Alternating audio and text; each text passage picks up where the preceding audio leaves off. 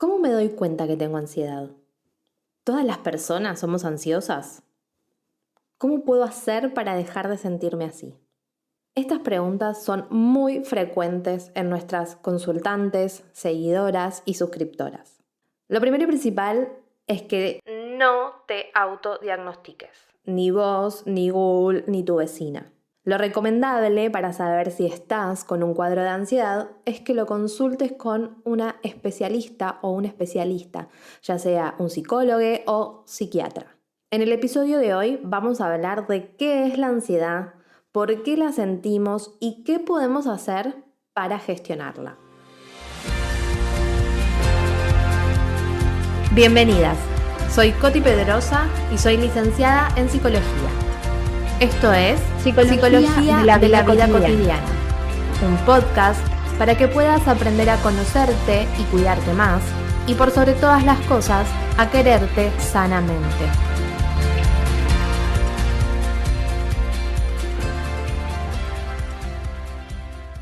Leyendo e investigando para el podcast de hoy, vi una definición de la ansiedad que decía algo así. La ansiedad es algo que te impide conseguir cosas y ese impedimento se va haciendo constante. Es como entrar a girar en una rueda que nunca para. La ansiedad es una emoción que se siente en el cuerpo, en la mente y en nuestra forma de actuar. Se hace presente con síntomas físicos y puede afectar directamente en la manera en la que pensamos y percibimos la realidad. Vamos a ser sinceras y es que la ansiedad es otra de las emociones a las cuales se la demoniza bastante. Pero la realidad es que su función es totalmente adaptativa, porque nos ayuda a la supervivencia, a sobrevivir, y nos da aviso de cuando se presenta una amenaza. Ante esa alerta justamente que se enciende en nuestro cerebro, se despiertan tres posibles reacciones: luchar, salir corriendo o quedarnos paralizadas. Entonces, si la ansiedad aparece ante una situación esperable, hablamos de lo que se llamaría una ansiedad adaptativa. Pero cuando esa ansiedad se queda y se sostiene en el tiempo, es lo que llamamos ansiedad patológica. Es cuando la ansiedad se queda y se instala, digamos ahí que se pone su televisión, sus series favoritas, se prepara un cafecito y está ahí muy cómoda, que de repente esa ansiedad se va empezando a hacer cada vez más grande y más grande y más grande, con nuevos pensamientos que nada tienen que ver con una amenaza real, aunque así lo creas en tu mente. Cuando aparece en situaciones que no son peligrosas o aparece de forma desproporcionada, cuando nos lleva a tener respuestas no adaptativas ante determinadas situaciones, cuando empezamos a tener pensamientos catastróficos y caemos en querer evitar esas sensaciones de ansiedad con conductas poco saludables para nosotras mismas, entonces ahí estamos hablando de que esta ansiedad anticipatoria se instaló y se hizo grande. ¿Cómo te puedes dar cuenta que tenés ansiedad? Como les decía al principio, la ansiedad aparece a nivel mente, a nivel físico y a nivel conducta. Entonces, a nivel cognitivo, podemos sentirnos confundidas, como si nuestra mente estuviera nublada. Podemos sentir que el entorno es como irreal, como si los objetos de alrededor se sintieran lejanos. Sentirnos en una actitud súper alerta constantemente, o que nos cuesta mucho concentrarnos o pensar con claridad. También nos damos cuenta que la cabeza va a 1000, no para, y es muy difícil de poder controlar ese pensamiento, ¿no? Esa sensación de como, ¡ay, sáquenme la cabeza!, ¿no? Que no quiero pensar más. También nos pasa que nos sentimos bloqueadas o con la sensación de a veces también tener la mente en blanco. Y los pensamientos suelen centrarse en anticipar posibles situaciones y preocupaciones catastróficas. A nivel físico, la ansiedad aparece por un lado con la tensión muscular, porque los músculos del cuerpo se preparan justamente para luchar o huir del peligro. También se acelera el ritmo cardíaco el corazón empieza a latir más rápido para que los brazos y las piernas puedan recibir más oxígeno. Tenemos respiración agitada para tener más oxígeno en los músculos y eso puede desencadenar en náuseas, mareos, vértigos, sensación de ahogo, entre otros. Y también transpiración, porque el cuerpo transpira más para equilibrar el aumento de temperatura que se produce por la reacción justamente de lucha o de huida. Y a nivel conductual suelen aparecer como conductas de evitación de esas situaciones temidas, o fumar, comer o beber en exceso, una intranquilidad motora, que es esta cuestión de hacer como movimientos repetitivos o de esa sensación de querer rascarse o tocarse el cuerpo constantemente, ir de un lado al otro pero sin una finalidad concreta, tartamudear, llorar. También podemos llegar a sentir como un poco de resequedad en la boca o que incluso el cabello se nos empiece a caer. Todo esto que les estoy contando se relaciona con tener tu cuerpo tensionado por mucho tiempo, como en alerta constante. Y es importante que sepas que, como toda emoción, vos sos mucho más de lo que sentís. Vos tenés la responsabilidad de ser el factor de cambio para gestionar tus emociones y así puedas tomar las riendas de lo que te pasa. El primer paso es poder reconocer cuando nuestra ansiedad aparece. El segundo paso es aceptar que está ahí. Y aceptar no significa que nos guste ni resignarnos. Aceptar es el primer paso para el cambio. Y ojo con esto, que cambio no significa que vas a eliminar la ansiedad de tu vida. Pues déjame decirte que la ansiedad no se elimina, sino que vas a ser vos quien gobierna tu ansiedad y no a la inversa. Para gobernar a nuestra ansiedad, para tomar agencia sobre nuestra ansiedad, es importante hacerle saber a nuestro cerebro que puede sentirse seguro. ¿Cómo hacemos eso? Te lo cuento en las próximas 3 herramientas del episodio. Llegamos a la parte práctica de este podcast y hoy te voy a dar 3 herramientas que te pueden ayudar cuando te sientas que la ansiedad te está gobernando a vos y no a la inversa.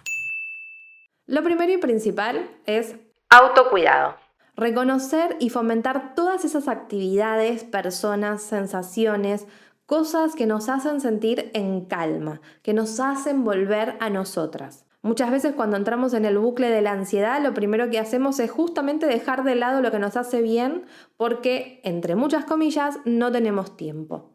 Y cuanto menos tiempo nos dedicamos a nosotras mismas, más ansiedad vamos a comenzar a sentir. Entonces, dedicarle tiempo al autocuidado es una parte fundamental para poder restablecer el equilibrio físico, mental y emocional. Lo segundo es poner el cuerpo en movimiento.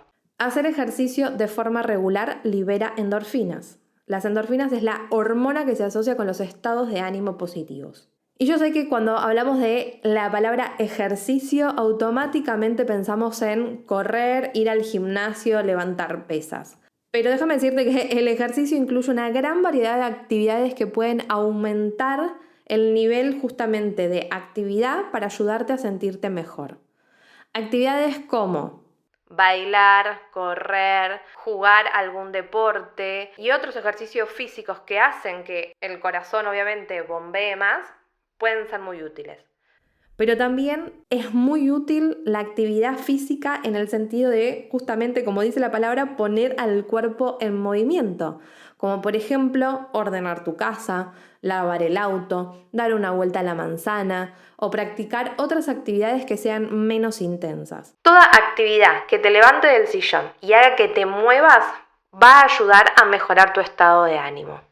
Entonces, en este punto es muy importante que puedas identificar qué disfrutas hacer, qué tipo de actividad física es la más probable que hagas y pensar cuándo y cómo sería más probable que la lleves a cabo, ¿sí? Hacé algo que disfrutes para que puedas justamente cumplirlo.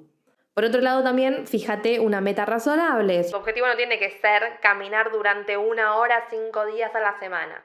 Si no lo estás haciendo, es un objetivo demasiado grande. Entonces, pensá de una forma realista acerca de lo que podés hacer y comenzá a hacerlo de forma progresiva. Y a medida que va pasando el tiempo, vamos ajustando nuestro plan según nuestras necesidades, nuestras capacidades, lo que podemos en ese momento.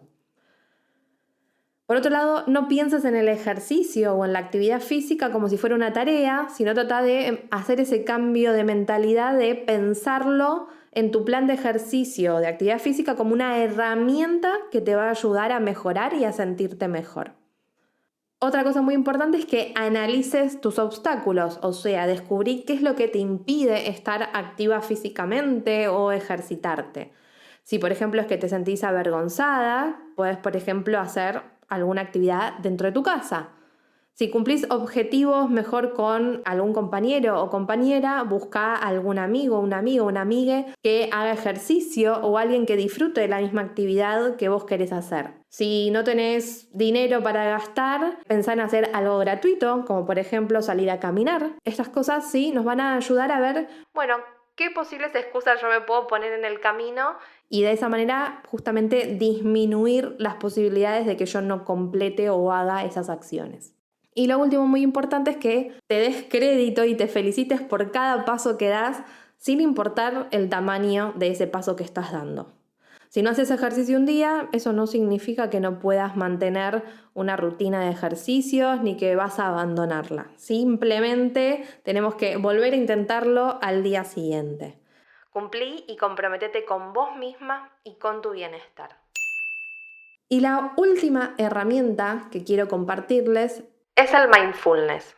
En la era de la hiperestimulación, donde todos luchan por nuestra atención, hoy ser conscientes de nosotras mismas y de nuestras necesidades es un acto revolucionario. Tomar agencia sobre mi conciencia, volver a traerme una y otra vez a mi objeto de atención, lo que sea que esté haciendo en ese momento, respirar, comer, algún sonido, mis pasos. Traerme de vuelta no juzgándome. Reconozco que me fui y me traigo de vuelta, con cariño, una y otra vez, dándonos cuenta de que un pensamiento es eso, un pensamiento, y cuestionarlo, tomar responsabilidad sobre mi cerebro. Por un lado, lo primero es reconocer nuestros patrones habituales de nuestra mente, pero sin fusionarnos, sin la narrativa habitual. Podemos decir tal vez, tal cosa, o mi mente dice que tal otra. Lo segundo, como les decía antes, es relajar el juicio, no juzgarnos por eso que estamos pensando o eso que estamos trayendo a nuestra mente. Lo tercero es no actuarlo o actuarlo menos. Noto justamente la tendencia o el patrón habitual de mi mente y voy por otro camino alternativo, o sea, dirijo mi atención. Y por último es reencuadrar ese patrón que me hace sufrir, porque muchas veces tomamos ese patrón como parte de nuestra identidad. Desactivarlo a partir de hacer justamente algo distinto, porque si no lo que nos pasa es que nos aferramos a identidades sólidas y nos cerramos posibilidades. No se trata el mindfulness solamente de meditar, sino también de traerlo como un modo de vida. Si te gustó el episodio de hoy, ayúdanos a que este podcast siga creciendo. ¿Cómo? Compartirlo con alguien que sepas que puede ayudarle o también calificando con 5 estrellas en Spotify. Muchas gracias por estar del otro lado y nos vemos en el próximo episodio.